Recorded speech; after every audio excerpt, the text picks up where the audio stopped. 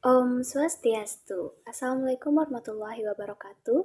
Shalom nama budaya. Salam sejahtera bagi kita semua dan salam harmoni.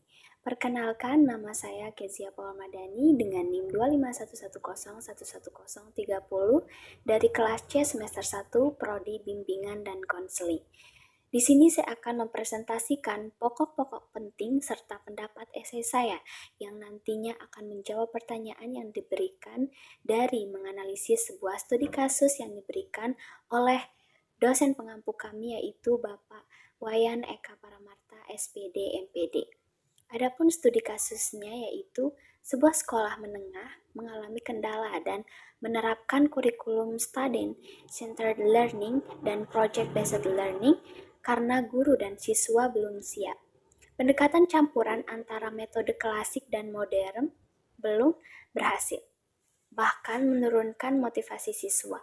Kepala sekolah membentuk tim refleksi untuk mengkaji ulang apakah pendekatan yang diterapkan sesuai dengan hakikat pendidikan dan memiliki dasar filsafat yang relevan dengan kondisi saat ini.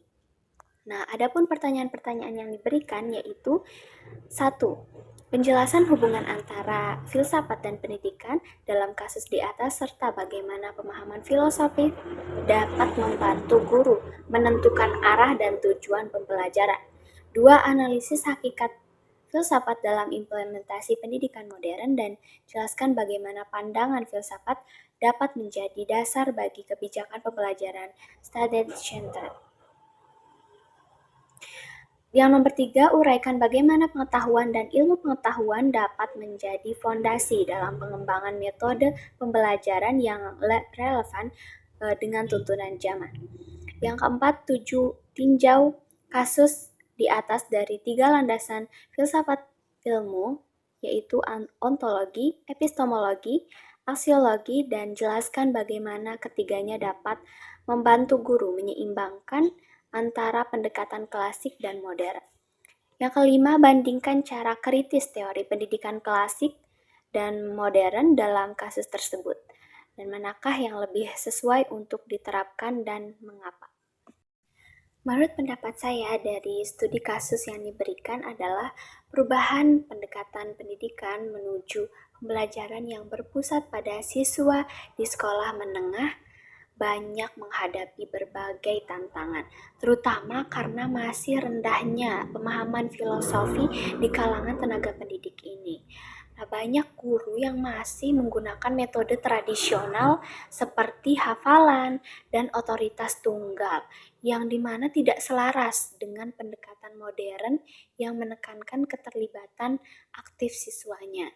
Dalam konteks ini, filsafat pendidikan berperan penting sebagai dasar berpikir yang kritis dan reflektif, dan juga membantu guru memahami tujuan dan makna dari proses pembelajaran yang bukan hanya sekedar menjalankan metode secara teknis.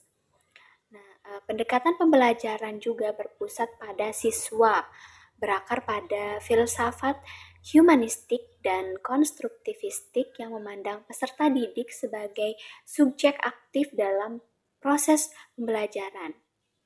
Adapun tokoh filosofi pendidikan menekankan pentingnya pengalaman langsung, adanya juga dialog, dan berpikir kritis dalam membentuk pembelajaran yang bermakna dan membebaskan siswanya berkreativitas. Nah, jadi oleh karena itu pemahaman filsafat ini tidak hanya memperkuat arah kebijakan pendidikan, tapi juga mencegah penerapan metode secara dangkal tanpa landasan nilai yang kuat.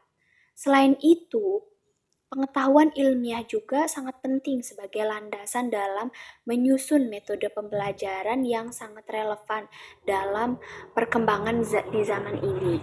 Ilmu pengetahuan, khususnya dari bidang kognitif, psikologi, dan ilmu sosial, juga membantu guru merancang pembelajaran yang aktif dan sesuai dengan tahap perkembangan siswa dan realistis sosial mereka.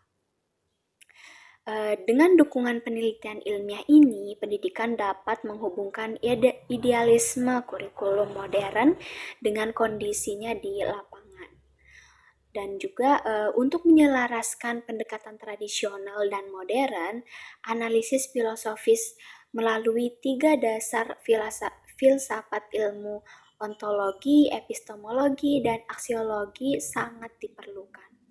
Secara ontologis, siswa perlu dipandang sebagai individu yang aktif, yang tumbuh dan belajar, bukan sekedar sebagai objek yang untuk hanya diatur saja.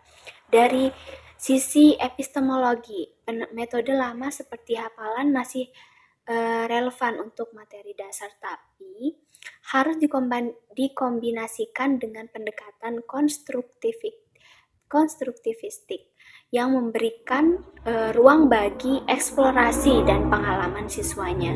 Nah, sedangkan yang secara aksiologi, pendidikan harus membentuk individu yang tidak hanya cerdas dalam akademisnya, tetapi juga memiliki karakter yang bertanggung jawab dan memiliki kepedulian sosial.